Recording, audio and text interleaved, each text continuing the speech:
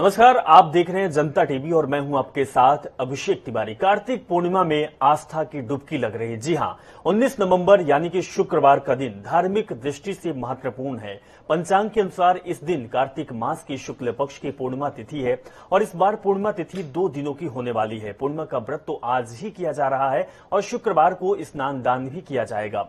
बता दें कि कार्तिक पूर्णिमा के दिन स्नान दान का बहुत ही महत्व होता है और सदियों से चला आ रहा है। साथ ही जब कार्तिक पूर्णिमा कृतिका नक्षत्र से युक्त होती है तो ये महाकार्तिका पूर्णिमा कहलाती है और शास्त्रों में इसका बड़ा ही पुण्यकारी महत्व बताया गया है। संयोग की बात यह है कि इस बार कार्तिक पूर्णिमा के दिन कृतिका नक्षत्र भी एक साथ आता है, जो कि बहुत ही महत्वपूर्ण बना देता है। हम आपको तस्वीर भी दिखा रहे हैं कि आज किस तरीके से कार्तिक पूर्णिमा पर आस्था की डुबकी लगी है। बिजनौर की तस्वीर आपकी टीवी स्क्रीन पर है। उसके बाद देवभूमि यानी कि उत्तराखंड के हरिद्वार में भी नजारा देखने को मिला और प्रयागराज में भी आस्था की डुबकी लगाते हुए लोग दिखाई दिए, गंगा स्नान करते हुए लोग दिखाई दिए।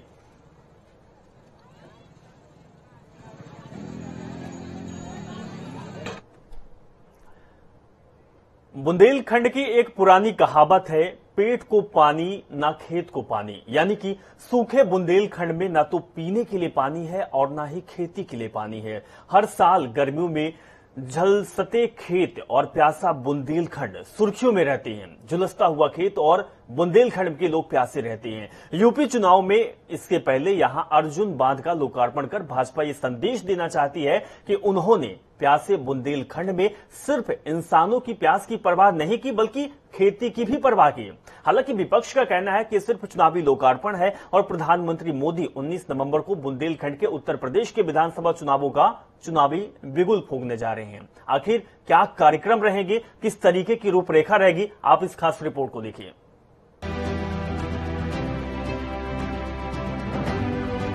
प्रधानमंत्री नरेंद्र मोदी यूपी में सत्ता पर काबिज रहने के लिए बुंदेलखंड में उम्मीदों को और बुलंद करेंगे। प्रधानमंत्री मोदी 19 नवंबर को बुंदेलखंड से उत्तर प्रदेश के विधानसभा चुनावों का चुनावी बिगुल फूंकने जा रहे हैं। इसके लिए बुंदेलखंड के जिन 2 स्थानों का चयन किया गया है, वे दोनों स्थान शूरवीरता, शौर्य, पराक्रम और मातृभूमि के लिए मर मिटने वाले वीर योद्धाओं की कर्मस्थली के रूप में जानी जाती है।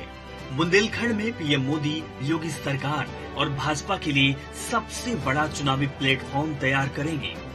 मोदी के दौरे के जरिए भाजपा बुंदेलखंड में अपनी चुनावी रणनीति को जमीन पर उतारने की तैयारी कर रही है। आजादी के अमृत महोत्सव के तहत झांसी में बुधवार से शुरू हुए झांसी जलसा उत्सव का समापन 19 नवंबर को प्रधानमंत्री मोदी करेंगे। रक्षा क्षेत्र में सरकार की योजनाओं के शिलान्यास के साथ ही देश की रक्षा के प्रति संकल्प, शौर्य, पराक्रम और बलिदान की भारतीय परंपरा की झलक से झांसी जलसा ऐतिहासिक बनेगा। महारानी लक्ष्मीबाई की जयंती पर रक्षा मंत्रालय और राज्य सरकार के समन्वय से झांसी में मनाया जा रहा राष्ट्र रक्षा पर्व बुधवार से शुरू हो चुका है। उत्सव के समापन समारोह में प्रधानमंत्री मोदी झांसी पहुंचेंगे। प्रधानमंत्री मोदी खुली जिप्सी से झांसी किले के प्रमुख स्थलों को भी करीब से दीदार करेंगे। PM Narendra Modi defence corridor के झांसी रोड पर पहले प्रोजेक्ट की नींव भी रखेंगे। पीएम दिल्ली स्थित नेशनल वॉर मेमोरियल में बने एक नए कियोस्क और मोबाइल ऐप को भी देश को समर्पित करेंगे। पीएम मोदी इस दौरान बुंदेलखंड के लोगों को अरबों रुपए की योजनाओं की सौगात भी देंगे। पीएम लगभग दर्जन भर योजनाओं का लोकार्पण और शिलान्यास करेंगे। पीएम मोदी इस दौरान झांसी में 600 मेगावाट क्षमता के अल्ट्रा मेगा सोलर प्लांट का शिलान्यास करेंगे। झांसी में ही अटल एकता पार्क का लोकार्पण भी प्रधानमंत्री करेंगे। भारत डायग्नोस्टिक्स लिमिटेड की झांसी इकाई का शिलान्यास भी पीएम मोदी करेंगे। इसके साथ ही एनसीसी एल्यूमिनी एसोसिएशन का शुभारंभ पीएम मोदी करेंगे। वहीं पीएम मोदी महोबा में अर्जुन बांध परियोजना के लोकार्पण समेत कई योजनाओं का शिलान्यास भी करेंगे। शुक्रवार को महोबा और झांसी में 2 जनसभाओं के जरिए पीएम मोदी बुंदेलखंड में भाजपा का चुनावी एजेंडा भी सेट करेंगे। सिंचाई एवं जल संसाधन विभाग द्वारा यूपी के महोबा में निर्मित अर्जुन सहायक परियोजना का लोकार्पण भी पीएम मोदी करेंगे।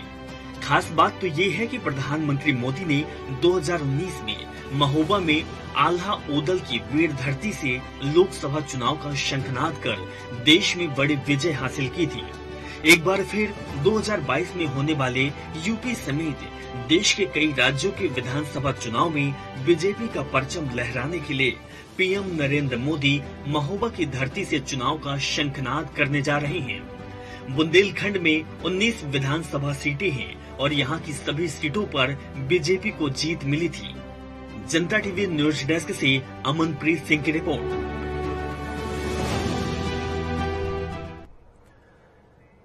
उत्तराखंड के मुख्यमंत्री पुष्कर सिंह धामी 2 दिवसीय दौरे पर उत्तर प्रदेश की राजधानी लखनऊ दौरे पर हैं और आज सुबह सीएम धामी और मुख्यमंत्री योगी आदित्यनाथ के बीच मुलाकात हुई। सबसे पहले मुख्यमंत्री योगी आदित्यनाथ ने सीएम पुष्कर सिंह धामी का स्वागत किया। इसके बाद दोनों मुख्यमंत्रियों के बीच करीब 1.5 घंटे तक बैठक हुई, बातचीत चली। इस बैठक में लंबित परिसंपत्तियों के मुद्दों पर समाधान निकाला गया, जिसके बाद सीएम बीजेपी कार्यालय पर एक बैठक में शामिल हुए। फिर महात्मा गांधी को माल्यार्पण अर्पित कर उन्हें सम्मान दिया। हम आपको तस्वीर दिखा रहे हैं कि सबसे पहले सीएम धामी राज्यपाल से मुलाकात की, उसके बाद योगी आदित्यनाथ ने उनका स्वागत किया। फिर बीजेपी ऑफिस पहुंचे और गांधी प्रतिमा का भी माल्यार्पण किया। हम आपको दिखा चुके हैं 4 तस्वीर जो आपकी टीवी स्क्रीन पर है। राज्यपाल से मुलाकात करते हुए सीएम धामी, उसके बाद सीएम योगी आदित्यनाथ से मुलाकात की है। बीजेपी कार्यालय में भी उनका स्वागत हुआ। इसके बाद गांधी प्रतिमा का माल्यार्पण भी मुख्यमंत्री पुष्कर सिंह धामी ने किया है।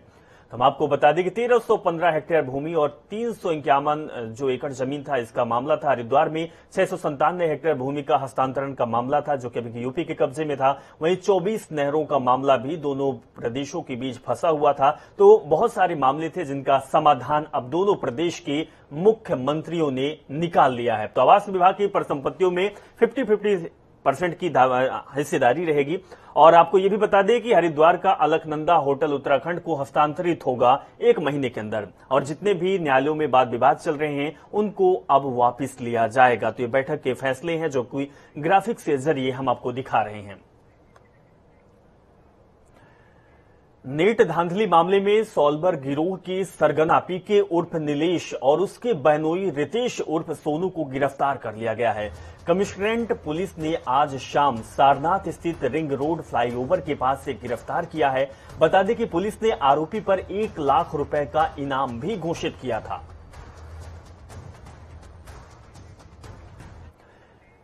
केंद्रीय मंत्री और अमेठी की भाजपा सांसद स्मृति ईरानी गुरुवार को अपने 2 दिवसीय दौरे पर अमेठी पहुंची। वहां कई योजनाओं का लोकार्पण और शुभारंभ के साथ ही कार्यकर्ताओं से संवाद भी करेंगी। लेकिन सबसे पहले स्मृति ईरानी जगदीशपुर पहुंची और पत्रकार दिलीप कौशल के घर जाकर उनके पिता का हालचाल जाना। इसके बाद जगदीशपुर मृदा परीक्षण प्रयोगशाला का भी लोकार्पण किया। आपको बता दें कि बीजेपी प्रदेश अध्यक्ष स्वतंत्र देव सिंह और कई बीजेपी मंत्री विधायक उनके साथ मौजूद रहे। इसी दौरान आज स्मृति ईरानी ने घर घर जाकर लोगों से मुलाकात भी की है। और वहां पर गीता पाठ करके इस कार्यक्रम का उद्घाटन।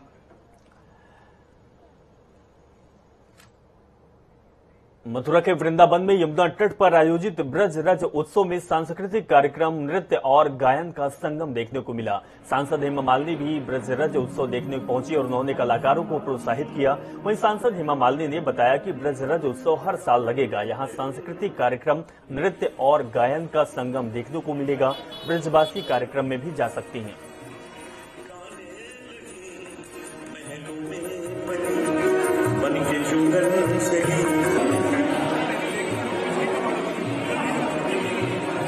मथुरा की तस्वीर हम आपको दिखा रहे हैं। हर वर्ष लगेगा ब्रज उत्सव, इस तरीके की बात सांसद हेमा मालिनी ने कही है।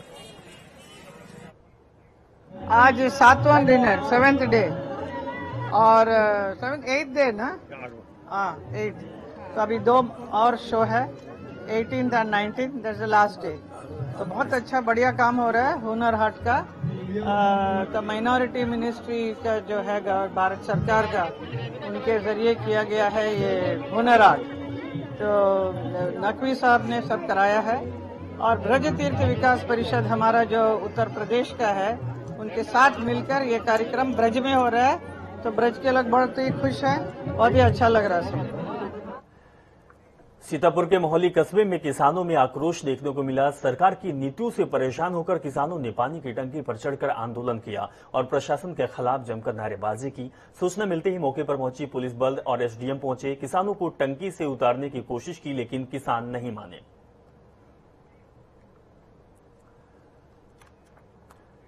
बहुजन समाज पार्टी की मुखिया मायावती की मां रामरती का बीते शनिवार को करीब 92 वर्ष की उम्र में निधन हो गया, जिसके बाद आज प्रदेश की राज्यपाल आनंदीबेन पटेल ने मायावती से भेंट कर उनकी मां को विनम्र श्रद्धांजलि दी। राज्यपाल आनंदीबेन पटेल ने मायावती की तस्वीर पर पुष्पांजलि अर्पित कर उनको श्रद्धांजलि दी है। वहीं इस दौरान राज्यपाल और मायावती के बीच बातचीत भी हुई है।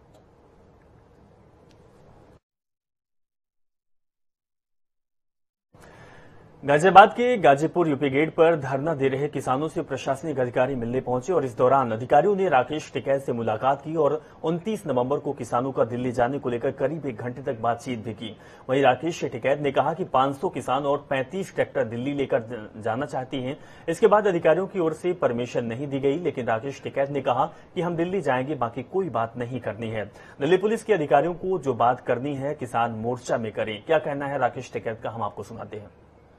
हमने इनको ये बताया कि जो भी फैसला लेगा संयुक्त मोर्चा फैसला लेगा। ये यहाँ पे आए थे अपने गाजीपुर बॉर्डर पे, दिल्ली पुलिस के अधिकारी, उन्होंने अपनी बात रखी, हमने अपनी बात रखी और ये उनको कहा कि जो भी फैसला लेगा वो तो संयुक्त मोर्चा फैसला लेगा। 29 तारीख को हमको इस बॉर्डर से 500 लोग जाएंगे, वो इसी रास्ते से जाएंगे, जो ये रास्ता आप देख रहे हो इसी रास्ते से यहाँ से 500 लोग और करीब 30 से 35 ट्रैक्टरों के साथ इसी रास्ते से जाएंगे। और इनको कोई भी बातचीत करनी तो संयुक्त मोर्चे से बातचीत करेंगे। झांसी में महारानी लक्ष्मीबाई की जयंती को जलसा कार्यक्रम के रूप में मनाया जा रहा है। जलसा कार्यक्रम का उद्घाटन 17 तारीख को रक्षा मंत्री राजनाथ सिंह ने किया था। झांसी की जनता 3 दिवसीय कार्यक्रम में बढ़ चढ़कर हिस्सा भी ले रही है। झांसी की रानी लक्ष्मीबाई पार्क में रंगोली कार्यक्रम भी किया गया। वहीं झांसी की रानी की जन्मस्थली काशी से आए हुए रज कलश को सुरक्षा में रखा गया।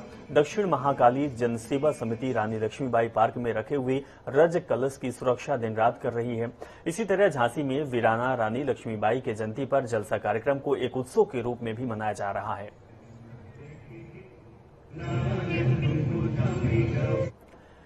गोंडा के करनैलगंज विधानसभा में पंचायत प्रतिनिधियों के सम्मेलन का आयोजन किया गया और इसी दौरान सांसद और भारतीय कुश्ती संघ के अध्यक्ष ब्रजभूषण चरण ने विपक्ष पर जमकर निशाना साधा। उन्होंने कहा है कि सारे कठमुल्ले रैलियां करने लगे हैं। साथ ही अखिलेश यादव पर निशाना साधते हुए कहा कि पुलिस विभाग में 62% यादव होने की वजह से भ्रष्टाचार होता है। इसके बाद सांसद ने कहा कि जनता योगी सरकार को पसंद करती है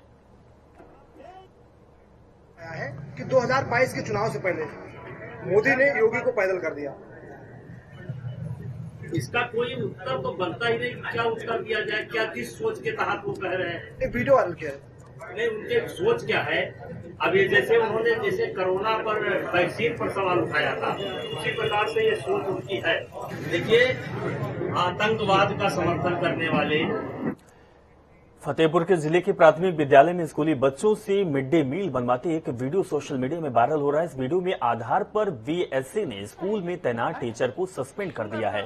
ये वीडियो के जिले के खजुहा ब्लॉक के भरतपुर उच्च प्राथमिक विद्यालय का बताया जा रहा, जहां स्कूली बच्चों से स्कूल में मिड डे मील बनवाया जा रहा था। वीडियो वायरल होने के बाद हरकत में आया शिक्षा विभाग ने टीचर के खिलाफ सस्पेंशन की कार्रवाई की। वहीं इस मामले में बीएसए संजय कुमार कुशवाहा ने बताया कि बच्चों के मिड डे बनाते हुए वीडियो वायरल हुआ था और इस मामले में टीचर के खिलाफ विभागीय कार्रवाई की गई है। उत्तर प्रदेश सहित कई प्रदेशों के राज्यपाल रहे अजीज कुरैशी ने फिल्म अभिनेत्री कंगना रनावत को पागलखाने भेजने की सलाह दे दी है। बता दें कि अजीज कुरैशी मुरादाबाद में आयोजित एक कार्यक्रम के बाद पत्रकारों से बातचीत कर रहे थे। इस दौरान कंगना के आजादी वाले बयान पर पूर्व राज्यपाल कुरैशी ने कहा कि उन्हें पागलखाने भेज देना चाहिए, जहां पर उनका इलाज हो सके, और तंज कसते हुए कहा कि उन पर कमेंट करना भी नहीं चाहते।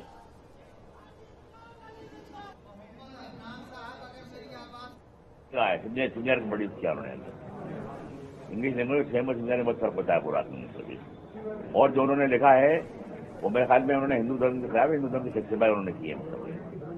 सुप्रीम कोर्ट के फैसले को जिसको बहुत से मुसलमान नहीं मानते हैं, कहते हैं कि वो सही नहीं है, जस्टिफाई उन्होंने किया है पूरा के मतलब ये हिंदू धर्म की तारीफ की है, वेद उपनिषद पौराणिक संहिता। कांग्रेस छोड़कर साल 2017 के चुनाव में भाजपा की केदारनाथ विधानसभा प्रत्याशी शैला रानी रावत का पत्रकारों के सामने दर्द झलक उठा। उन्होंने हार के लिए अपनों को जिम्मेदार ठहराया। उन्होंने कहा है कि उनकी नैया अपनों ने ही डुबोई। कांग्रेस को छोड़कर वो भाजपा में शामिल हुई और भाजपा कार्यकर्ताओं ने उन्हें हार का मुंह दिखा दिया, जिस कारण कांग्रेस को जीत हासिल हुई। ऐसे कार्यकर्ताओं के खिलाफ पार्टी को अभी से निर्णय लेकर कार्रवाई करनी चाहिए।